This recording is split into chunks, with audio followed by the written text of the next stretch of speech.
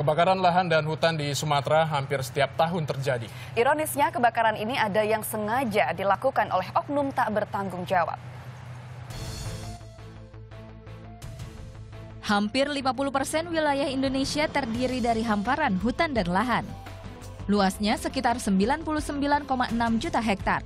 Tapi sayang, sebagian hutan dan lahan tidak dimanfaatkan maksimal. Bahkan hutan dan lahan yang ada cenderung dirusak. Kebakaran lahan dan hutan di provinsi yang dikenal dengan Danau Zamrudnya ini seakan menjadi fenomena tahunan yang pasti terjadi. Hingga Juli 2015 tercatat sudah sekitar 2.700 lahan yang terbakar. Diduga sebagian besarnya terjadi lantaran unsur kesengajaan.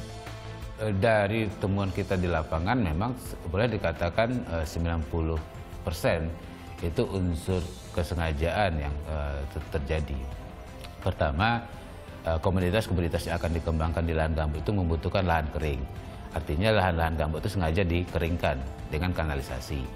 Terus gambut itu sifatnya asam, tentu tidak akan baik untuk komoditas yang akan dikembangkan. Makanya untuk menetralkan pH tanah biasanya mereka memakai upaya yang lebih murah dan gampang dengan cara pembakaran.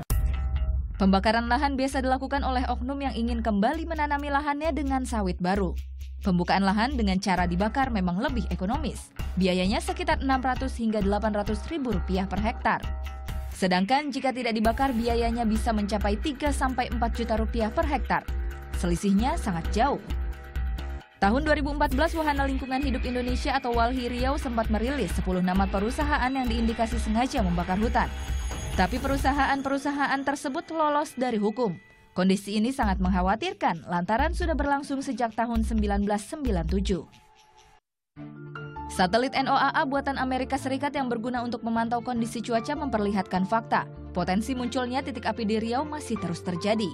Kecenderungannya hampir selalu naik tiap tahun. Tercatat jumlah titik api di Riau hingga Juli 2015 mencapai 3.600 titik api. Wilayah yang terdampak paling parah adalah Kabupaten Pelalawan dan Kabupaten Rokan Hilir. Pemerintah diharap bisa menghentikan karhutla agar salah satu paru-paru dunia ini tetap terjaga. Jika kebakaran terus terjadi dan menyebabkan gundulnya hutan, bukan tidak mungkin bencana susulan akan muncul. Tim Liputan melaporkan untuk NET.